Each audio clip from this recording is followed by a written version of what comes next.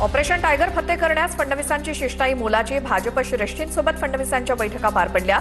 फडणवीसांच्या बैठकीनंतर शिंदेंना दिल्लीतनं green signal. सूत्रांची माहिती. फुटीर 6 खासदारांच्या सुरक्षेबाबत एकनाथ शिंदेंनी घेतला आढावा. संजय देशमुख आणि संजय दिना पाटील यांच्या सुरक्षेबाबत वरिष्ठ पोलीस अधिकाऱ्यांकडून माहिती मागवल्याची सूत्रांची माहिती. पक्ष कायम 6 खासदारांसोबत राहणार असं सर्व 6 खासदारांना शिंदेंचं आश्वासन. संजय राऊतांचं मुंबई पोलीस आयुक्त देवेंद्र भारती यांना पत्र. संजय दिना पाटलांनी दिलेल्या धमकीविरोधात पत्र. जाब विचारणाऱ्या आंदोलनकर्त्यांना धमकी दिल्याचा पत्रात आरोप. खासदाराकडून बॉम्ब टाकण्याची धमकी चिंताजनक असा उल्लेख.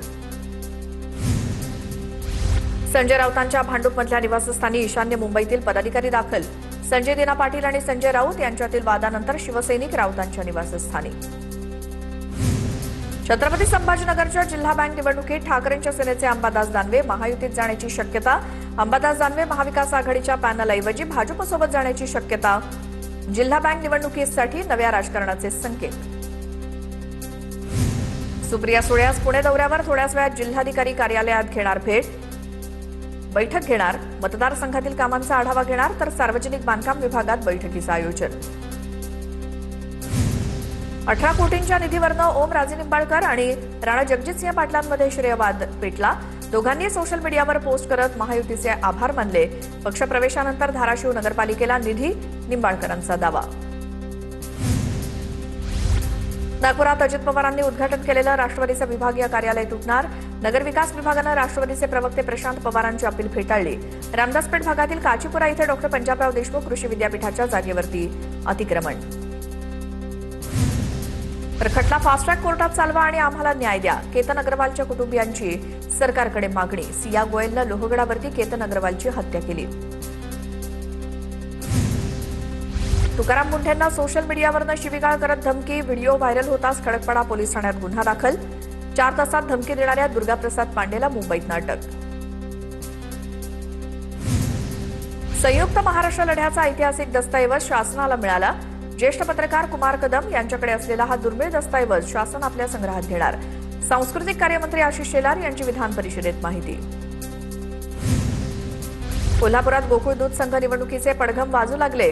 गोकुळ दूध संघाच्या कार्यालयाबाहेर सतेज पाटील गटाची बॅनरबाजी. 5 वर्षात म्हशीच्या दुधाची 14 तर गाईच्या दुधाची 10 रुपये दरवाढ दिल्याचा दावा. मीरा भाईंदरमधील आदिवासी जमीन बळकावल्याचं प्रकरण. भाजप आमदार नरेंद्र मेहतांच्या कंपनीवरती ठपका. जिल्हाधिकाऱ्यांकडून चौकशी अहवाल महसूल मंत्री चंद्रशेखर बावनकुळेंकडे सादर. मीरा भाईंदर तहसीलदारांच्या भूमिकेवर देखील संशयाची सुई. मंत्री मंगल प्रभात लोढा थोड्याच वेळात निवडणूक अधिकाऱ्यांची भेट घेणार. मलबार हिलमधील मतदार यादीतल्या घोळाबाबत जाब विचारणार. मतदार यादीतून बऱ्याच मतदारांची नावं वगळल्याचा आरोप. नार्वेकरांनी मराठीची शिकवणी लावावी. खर्च आम्ही देऊ. मनसेच्या संदीप देशपांडेंची विधानसभा अध्यक्ष राहुल नार्वेकरांवर टीका. फॉन्टचा नव्हे नार्वेकरांना मराठी वाचनाचाच प्रॉब्लेम होता. देशपांडेंची टीका. पुण्यातल्या भोंगवली गावातल्या नागरिकांचा प्रस्तावित हायपॉवर सबस्टेशनला विरोध. संपूर्ण माहिती मिळाल्याशिवाय काम सुरू करू देणार नसल्याची ग्रामस्थांची भूमिका. पुण्याच्या कारेगावमध्ये यश इन चौकामध्ये अनेक दिवसांपासून कचऱ्याचे ढीग साचल्यामुळे नागरिकांच्या आरोग्याचा प्रश्न निर्माण. ग्रामपंचायत प्रशासनाच्या निष्क्रियतेविरोधात नागरिकांचा संताप. तातडीनं स्वच्छता मोहीम राबवण्याची मागणी. मुंबई आणि मुंबई उपनगरात रात्रभर पाऊस. पहाटेही जोरदार पावसानं हजेरी लावली. मात्र सकाळनंतर पावसाची विश्रांती.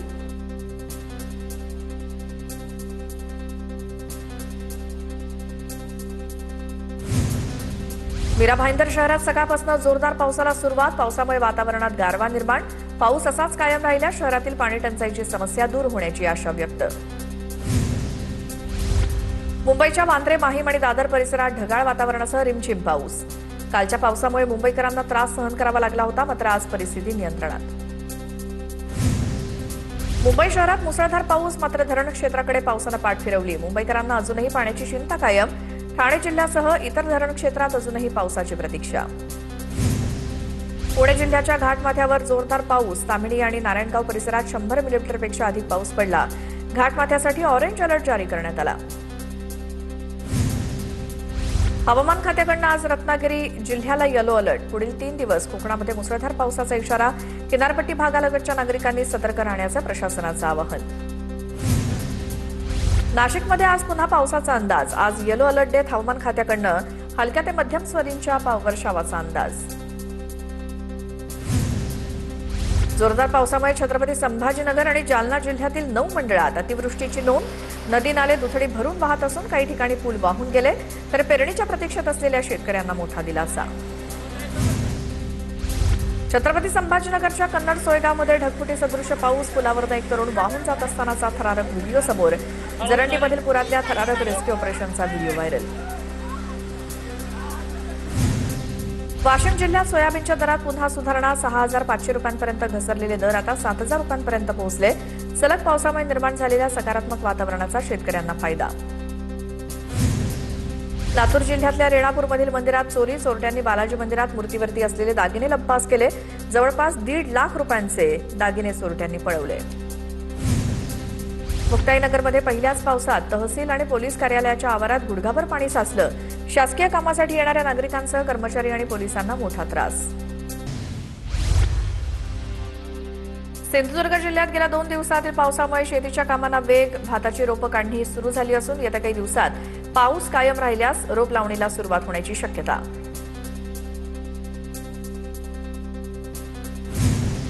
नागपूर विमानतळाचे जीएमआर एरोकडे आज हस्तांतरण. आज भव्य सोहळ्यात जीएमआर समूहाकडे विमानतळाची सूत्र सोपवली जाणार. मुख्यमंत्री देवेंद्र फडणवीस यांच्या उपस्थितीत हस्तांतरण सोहळा. पुन्हा महाफास्ट बातम्या बघूया. सोलापूरच्या करमाळामध्ये महाराष्ट्र शासनाच्या प्राधान्य कुटुंब योजनेअंतर्गत तृतीयपंथीयांना शिधापत्रिकांचं वितरण. तहसीलदार शिल्पा ठोकडे यांच्या हस्ते लाभार्थ्यांना शिधापत्रिका. तृतीयपंथीयांना स्वस्त दरात अन्नधान्य उपलब्ध होणार. रत्नागिरीत गर्भपातासाठी आवश्यक किट देण्यासाठी गरोदर महिलेकडे लाच मागितल्याप्रकरणी डॉक्टर कांचन मदार यांच्यावर गुन्हा दाखल होणार. चौकशीत त्यांच्याकडे गर्भपाताच्या गोळ्या आढळून आल्यामुळे जिल्हा रुग्णालयाकडून कारवाईसाठी पोलिसांना पत्र. किंडी रॅकेट प्रकरणातील प्रमुख आरोपी डॉक्टर रवींद्रपाल सिंग अखेर ब्रह्मपुरी पोलिसांना शरण.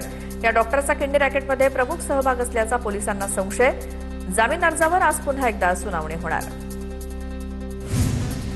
जळगावातील 40 गावात महिलेच्या घरातून 18 तलवारी जप्त. गुप्त माहितीच्या आधारे नवनाथ नगरातील घरावरती शहर पोलिसांचा छापा.